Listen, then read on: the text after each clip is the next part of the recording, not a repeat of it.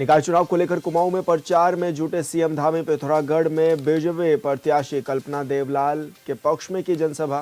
केंद्रीय राज्य मंत्री अजय टम्टा भी रहे मौजूद।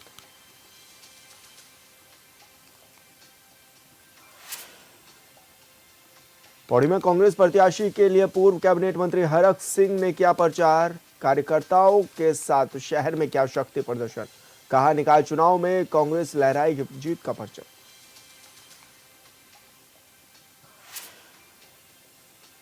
प्रदेश में सड़क हादसों में लगातार हो रही बढ़ोतरी। 2023 से 2024 तक 3.31% हादसों में इजाफा। दुर्घटनाओं के कारणों की हो रही जांच। विंटर डेस्टिनेशन औली में एक बार फिर बर्फबारी। बुग्याल बर्फ की सफेद चादर में ढके आए नजर। पर्यटकों स्नो ट्रैकिंग का उठा रहे आनंद।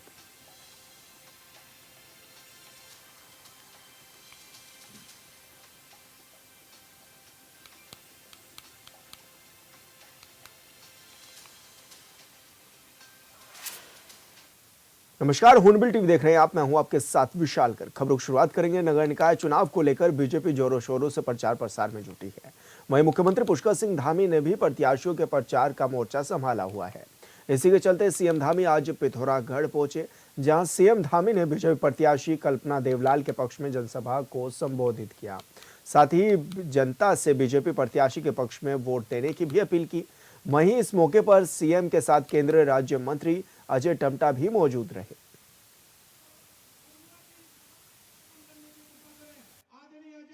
सभी हमारे वार्ड मेंबरों के लिए जो विभिन्न विभिन्न वार्डों में खड़े हुए हैं, उन सभी के लिए आपका समर्थन मांगने के लिए आया हूं, आपका आशीर्वाद मांगने के लिए आया हूं। और अभी भाई अजय टम्टा जी भी बता रहे थे और मैं भी जानता हूं पहले से, कल्पना जी का एक लंबा समय शिक्षा के क्षेत्र में और समाज सेवा के क्षेत्र में रहकर उन्होंने एक लंबा अनुभव भी प्राप्त किया है। लगातार सकित रूप से काम किया है और मैं देख रहा था कि इन्होंने ये जो अपनी प्राथमिकताएं, उसका एक संकल्प पत्र यहाँ पर इन्होंने जारी किया। बहुत शानदार संकल्प पत्र है। इसमें देखिए, पिंक टुक टुक, यूथ हॉस्टल, धार्मिक तीर्थाटन, मोहल्ला पुस्तकालय, मिनी स्टेडियम और पशु आश्रय केंद्र, कूड़ा मुक्त पिथौरागढ़, ग्रीन सिटी और क्लीन सिटी पिथौरागढ़ बने। एक योजनाबद्ध तरीके से शहर का विकास हो, ऐसी अनेक योजनाएं उनके मन में हैं।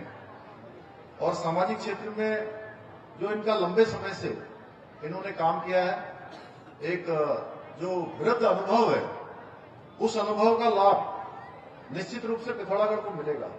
इसीलिए भारतीय जनता पार्टी ने बहुत सोच समझकर और सभी आने वाले समय की चुनौतियां, आने वाले समय का विजन विकास देखकर उनको आप सबके बीच में सेवा करने के लिए प्रत्याशी बनाकर भेजा है।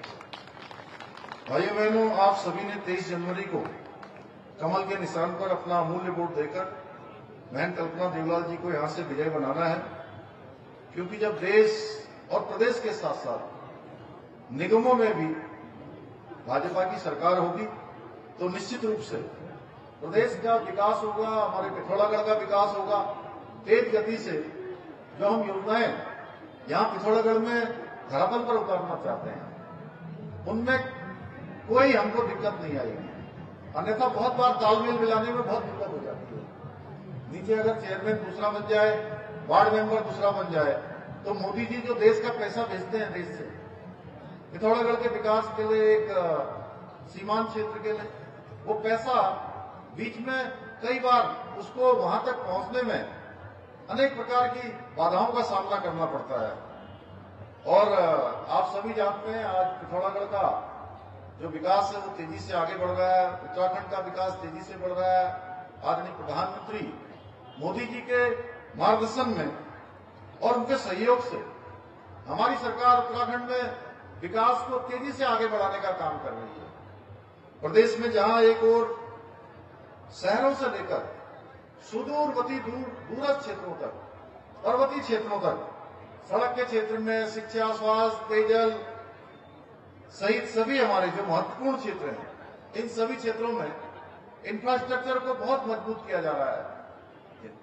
जहां केदारखंड के मंदिरों को बहुत तेजी से आज चार धाम हमारे वहां पूरी तरह से विकसित हो गए, चार धामों में अनेक सुविधाएं बन गई। उसी की तर्ज पर मानस खंड में भी हमारे कुमाऊं क्षेत्र के सारे मंदिरों को उनके पुनरुत्थान के लिए, सौंदर्यीकरण के लिए करोड़ों रुपए की करोड़ों योजनाएं स्वीकृत की जा रही है। आपने देखा पिछले साल हमारे प्रधानमंत्री जी यहीं पिथौरागढ़ आए थे। उससे पहले उन्होंने आदि कैलाश क्षेत्र का भ्रमण किया था। वो पहले देश के प्रधानमंत्री हैं जो आदि कैलाश गए, भाइयों बहनों। इतनी ऊंचाई पर जाने वाले पहले प्रधानमंत्री हैं। गुंजी क्षेत्र में गए, जागेश्वर धाम गए, और उसके बाद आपने देखा किस तरह से उस क्षेत्र में विकास के पंख लगे। पिथौरागढ़ के मैं पिछले दिनों जब यहाँ आया था तो मैंने पूछा था इस समय यात्रा के सीजन में कैसा काम चला, तो मुझे सारे लोगों ने बताया और लोगों ने बताया कि पिथौरागढ़ के होटल सारे के सारे बुक हो गए।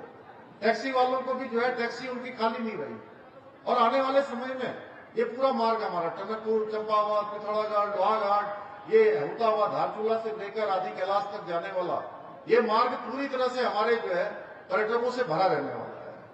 हमारे पूरे क्षेत्र में समृद्धि आने वाली है भाइयों बहनों।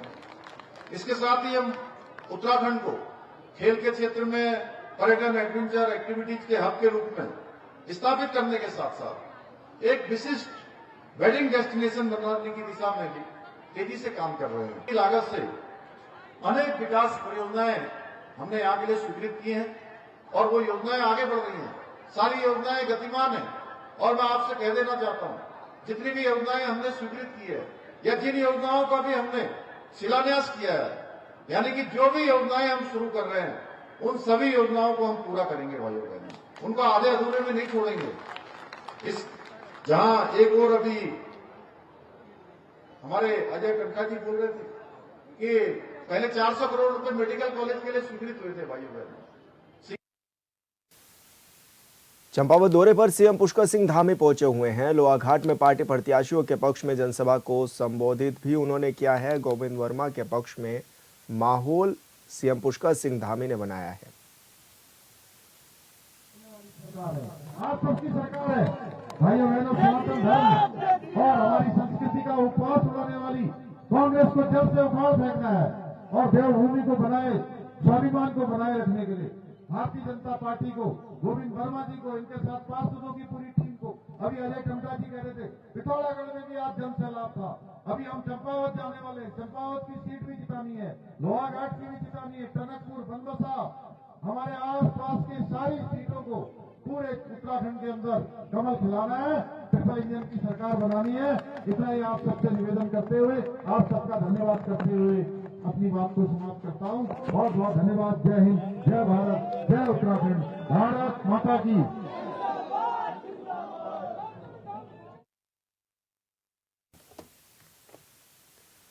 समान नागरिक संहिता के पंजीकरण के लिए पोर्टल तैयार कर लिया गया है। इस पोर्टल को सूचना प्रौद्योगिकी विकास एजेंसी ने तैयार किया है, जिस पर एक साथ 50,000 से ज्यादा यूजर अपनी एंट्री कर सकते हैं।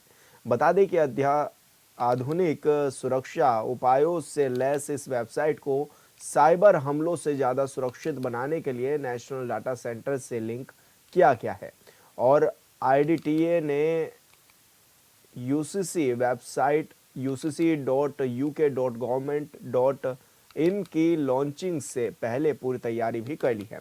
वेबसाइट पर पंजीकरण कराने में किसी भी तरह की तकनीकी खामी को तत्काल दूर करने के लिए भी टेक्निकल हेल्प डेस्क भी बनाई गई है।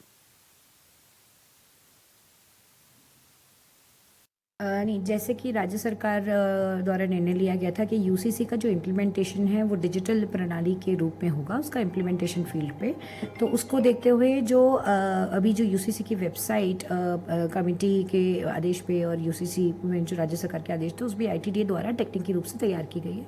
उस वेबसाइट का सिक्योरिटी ऑडिट और एक हम सोर्स कोड रिव्यू बोलते हैं वो हमने करवा लिया है और उसमें कोई भी टेक्निकल ग्लिचेस ना आए उसके लिए जो भी भारत सरकार की हमारी GIGW गाइडलाइंस होती है उसका पूरा पूरा पालन किया गया है और सुरक्षा की दृष्टिगत उसको नेशनल डेटा सेंटर पे भी होस्ट किया गया है। और एक ये भी होता है कि जब बहुत यूज़र्स यूज़ करते हैं तो टेक्निकल ग्लिचेस भी आने की दिक्कतें होती है, कभी यूज़र्स को कुछ है तो उसके लिए एक टेक्निकल हेल्प डेस्क का भी टोल फ्री नंबर लेके स्टार्ट कर दिया है। राज्य में 23 जनवरी को होने वाले निकाय चुनाव के लिए सभी जिलों में बैलेट पेपर पहुंच चुके हैं। वहीं राज्य निर्वाचन आयोग के सचिव राहुल कुमार गोयल ने बताया है कि डीएम एसपी के साथ चुनावी तैयारी भी पूरी हो चुकी है। उन्होंने कहा है कि मतदान संपन्न होने तक आचार संहिता का अनुपालन सुनिश्चित करने के निर्देश दिए गए हैं। राज्य निर्वाचन आयोग के सचिव ने बताया है कि निर्वाचन आयुक्त ने वीडियो कॉन्फ्रेंसिंग के माध्यम से समीक्षा करते हुए निष्पक्ष शांतिपूर्ण ढंग से चुनाव को संपन्न कराने के निर्देश दिए हैं। साथ ही सभी मतदान कर्मियों को प्रशिक्षण दिया जा चुका है।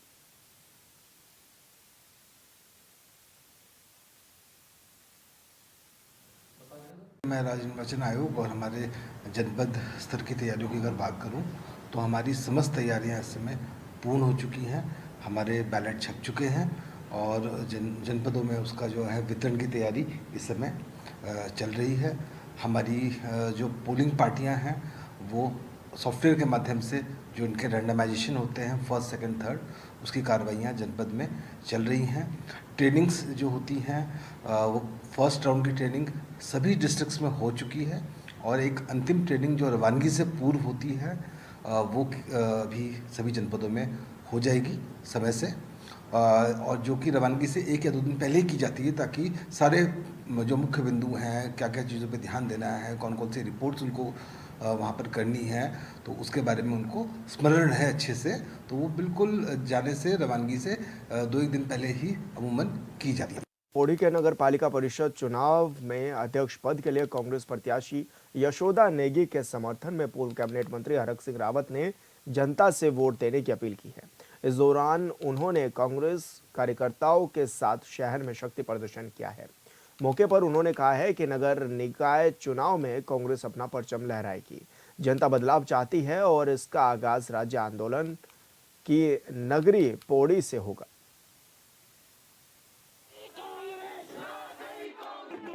आज मैं पौड़ी आया हूं, नगर पालिका के चुनाव में आया हूं। अपनी छोटी बहन यशोदा नेगी के लिए सब लोगों से आशीर्वाद मांगने के लिए आया हूं। और क्योंकि मैं परसों श्रीनगर में भी कह रहा था कि पौड़ी के लोगों का मेरे राजनीतिक जीवन में बहुत बड़ा योगदान है। मैं 10 साल कौंडल्या पीडब्ल्यूडी बंगले में रहा हूं। मैं लेसडोन से चुनाव लड़ा। पौड़ी के लोगों ने मुझे लेसडोन भी आकर मेरा प्रचार किया, मुझे आर्थिक रूप से सहयोग किया। 100% जीत रही हैं यशोदा ने जी और पूरा समर्थन मिल रहा है। पौड़ी की जनता का पूरा समर्थन यशोदा नेगी के पक्ष में है।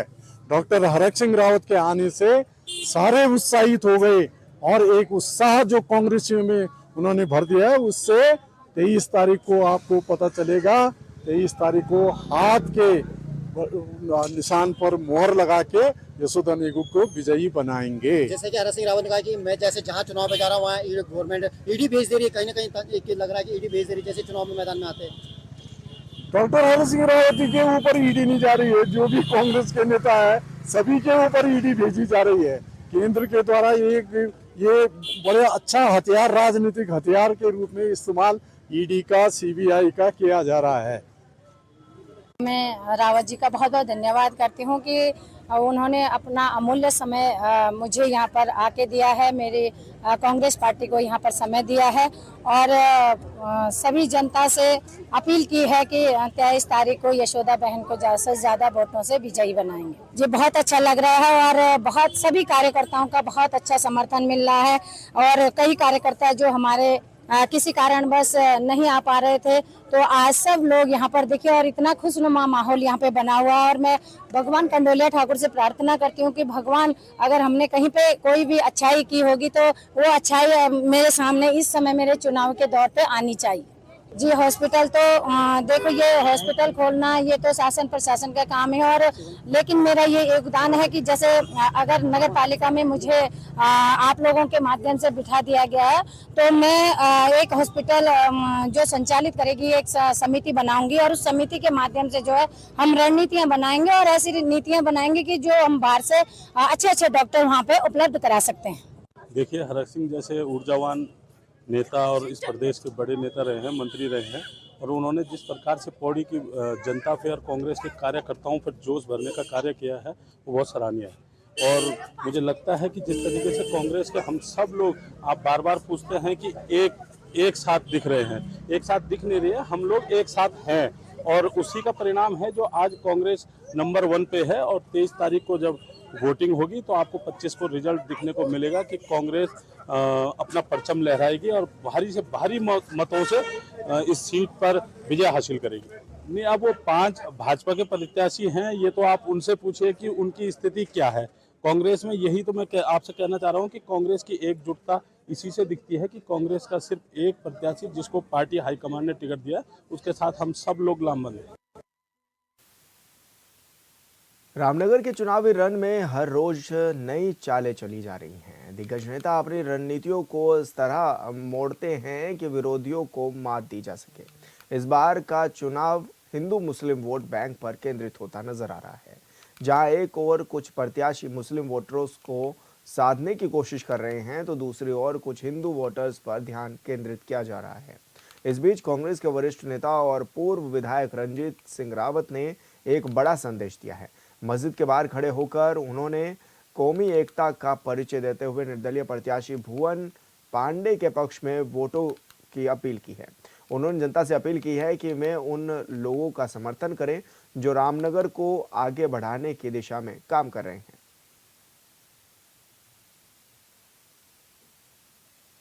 इसके लोग हैं, हमारी विचारधारा इस देश का संविधान है जो हम सबको बराबरी का अधिकार देता है, हम सबको अपने अपने धर्मों को मनाने की आज़ादी देता है, और हम सबको आपस में प्रेम प्यार से रहने की प्रेरणा देता है। इससे ज़्यादा क्या करें। देखिए, अकरम जी कोई ऐसा नाम तो है नहीं कि लोग नहीं जानते, उनके काम को उनको लोग जानते हैं, और अब ना उनकी उम्र ऐसी रही, ना उनका शरीर ऐसा रहा कि वो बहुत ज़्यादा नुकसान किसी को कर सके। इस बात को कहते हैं वो या तो भारत के संविधान में आस्था नहीं रखते हैं या हमारी जो सामाजिकता में आस्था नहीं रखता है। कोई वर्ग किसी का वोटर नहीं होता है, सब नागरिक हैं। रामनगर का वोटर बहुत होशियार है, वो जो है सारी चालें समझता है ऐसे लोगों की। वो विकास के नाम पर, वो रामनगर की तरक्की के नाम पर वोट करेगा। हल्द्वानी के निकाय चुनाव में वार्ड नंबर 59 के प्रत्याशी रईस अहमद गुड्डू ने अपने समर्थकों के साथ क्षेत्र में एक विशाल रैली निकाली है। प्रत्याशियों ने शक्ति प्रदर्शन करते हुए जनता से अपने पक्ष में वोट देने की भी अपील की है, और इस दौरान उन्होंने जनता के सामने अपने विकास दावे भी पेश किए हैं और कहा है कि मैं जनता से अपील करता हूं कि एक बार मुझे मौका दें और वार्ड का पार्षद चुनें। सर, ये उजड़ावा वार्ड था, ना पानी थी, ना बिजली थी, ना रोड थी यहाँ, क्योंकि ये ग्राम सभा थी। 5 साल मैंने तक करा, संघर्ष करा, 10 से लेकर 16 घंटे तक मैंने संघर्ष कराया, और पब्लिक भी मेरे साथ खड़ी रही संघर्ष में। हर तरीका, जहाँ भी लेडों में खराब हुई, पानी की समस्या हुई, हर जगह पब्लिक का सहयोग रहा। जो मेरे सामान्य जनता, जो मेरा परिवार है, हर तरीका का सहयोग करा उन्होंने, और आज आगे भी मुझे पूरा भरोसा है कि वो पूरा सहयोग करेंगे, क्योंकि मैंने संघर्ष जो करा है, ये आने वाले 6 महीने में हल्द्वानी का नंबर 1 का वार्ड बनेगा, क्योंकि सारे काम हमारे पास हो चुके हैं। 55 करोड़ रुपए का हमारे सीवर, रोड, नाला, नाली ये सब पास हो चुकी। 6 महीने के अंदर इसकी एक पहचान बनेगी, हल्द्वानी की सबसे बढ़िया वार्ड बनेगा। प्रदेश में सड़क हादसों का दौर बढ़ता हुआ नजर आ रहा है। यातायात निर्देशालय के आंकड़ों के अनुसार साल 2023 से 24 में 3.31% की सड़क हादसों की बढ़ोतरी हुई है। साथ ही कार्रवाई को लेकर भी परिवहन परिवर्तन में कमी देखी गई है। यातायात निर्देशालय ने सभी जिलों के एसएसपी और एसपी को निर्देशित किया है कि परिवर्तन अधिकारियों से सड़क दुर्घटनाओं की रोकथाम के लिए और परिवर्तन कार्रवाई को बढ़ाने के लिए निर्देशित करें। साथ ही हर दुर्घटना के संबंध में विश्लेषण करते हुए घटना के कारणों को चिन्हित भी किया जाए। जितने भी मेजर एक्सीडेंट्स हैं उनको सभी को हम लोग रिव्यू कर रहे हैं, क्या कारण रहे, जहाँ पर भी हमको लगता है कि कुछ ऐसी एनफोर्समेंट के लेवल पे इश्यूज़ हैं जिन पे हम बेहतर कर सकते हैं, उनको लेकर के जो डिस्ट्रिक्ट्स हैं उनको कम्युनिकेट किया गया है। एनफोर्समेंट को और ज़्यादा इफेक्टिव कैसे हम लोग कर सकते हैं और एक्सीडेंट को मिनिमाइज़ करने के लिए जो भी उनको रिव्यू करने के बाद, एग्जामिन करने के बाद जो भी रीजंस हमको समझ में आते हैं जहाँ से हमको मिनिमाइज़ किया जा सकता है, उसको लेकर के भी डिटेल्स में डायरेक्शंस जो है डिस्ट्रिक्ट्स को इशू किए गए हैं। और जहाँ पर एनफोर्समेंट में कमी आई है उनको खासतौर से बताया गया है। जो डिस्ट्रिक्ट्स जो है जो आइडेंटिफाई हुए हैं जहाँ पर कुछ एनफोर्समेंट कम देखा गया है, उनको कम्युनिकेट किया है कि एनफोर्समेंट को बढ़ाया जाए और फोकस रहें कि किस तरीके से एक्सीडेंट को हम लोग मिनिमाइज़ कर सकते हैं। जो भी एनफोर्समेंट की कार्रवाई है वो उसी डायरेक्शन में होनी चाहिए। के एक निजी होटल में इस्राइल के दिल्ली चैप्टर ने फार्मा मैन्युफैक्चरिंग एसोसिएशन हरिद्वार और रुड़की के सहयोग से फार्मा कनेक्ट 2025 का आयोजन किया है। इस कार्यक्रम में देश भर से विशेषज्ञ वक्ताओं और पैनलिस्टों ने भाग भी लिया है।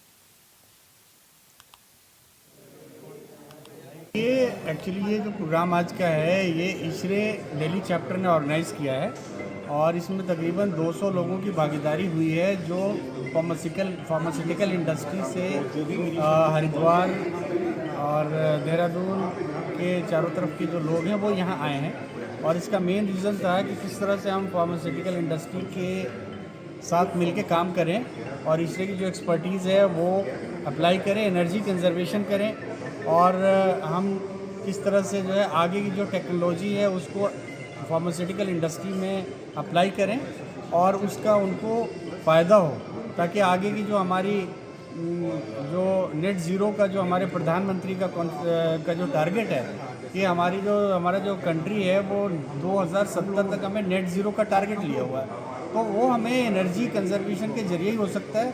उसके लिए हमने ये प्रोग्राम ऑर्गेनाइज़ किया था और ये इसलिए जो है ये प्रोग्राम पूरे देश में अपने 59 चैप्टर्स में करती है। आज यहाँ पे इसरे की टीम जो कि एक इंजीनियर्स की टीम है, उन्होंने यहाँ पे एक प्रोग्राम, हम सभी ने यहाँ पे मिलके एक प्रोग्राम किया गया है और यहाँ पे पूरी जो फार्मा की जो इंडस्ट्रीज हैं और यहाँ पे सारे इंडस्ट्रियलिस्ट यहाँ पे आए हुए हैं, उन्होंने अपना बढ़ चढ़ के हिस्सा लिया हुआ है। मोस्टली क्या है कि जितनी भी फार्मा इंडस्ट्री है वहाँ पे HVAC सिस्टम का बहुत बड़ा रोल होता है और जिसमें जो है कम लागत में अधिक प्रोडक्शन, ये चीज़ एनर्जी कंजम्पशन पे यहाँ पे मोस्टली फोकस किया गया है। और जो भी कंपनी है और कंपनी को एक अच्छी तरीके से रन करने के लिए HVAC सिस्टम का बहुत बड़ा रोल होता है। तो इसरे द्वारा यहाँ पे बहुत स्पीकर्स को बुलाया गया है, लोगों को यहाँ पे लेक्चर्स दिए गए हैं और बहुत सारी ट्रेनिंग्स ये लोग ऑर्गेनाइज करते हैं और एक अच्छा उत्पादन कैसे किया जा सकता है और किस तरीके से लोगों तक अच्छी स्टैंडर्ड की दवाइयाँ पहुँचाई जा सकती हैं, उन चीज़ों पर यहाँ पर आज फोकस किया गया है। विंटर डेस्टिनेशन ओली में सीजन की 5वीं बर्फबारी के बाद पूरे बुग्याल सफेद चादर की बर्फ से ढके हुए नजर आ रहे हैं। वहीं व्हाइट स्नो स्कीइंग के शौकीन पर्यटक और बेसिक स्कीइंग कोर्स करने वाले प्रशिक्षु पर्यटकों के लिए ओली की बर्फीली ढलान पूरी तरह से तैयार है। वहीं 17 जनवरी को GMVN ओली की चेयर लिफ्ट से करीब 486 पर्यटकों ने ओली के हसीन वादियों का लुत्फ भी उठाया है।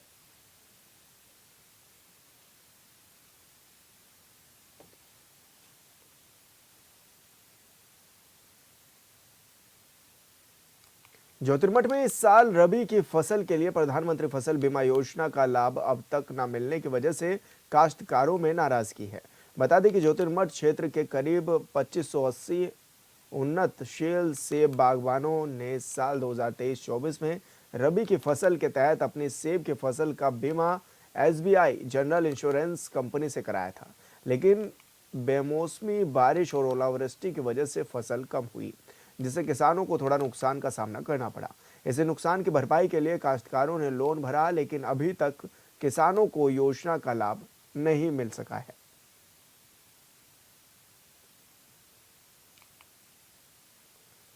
और फिलहाल इस बुलेटिन में इतना ही। आप देखते रहिए हॉर्नबिल टीवी। नमस्कार।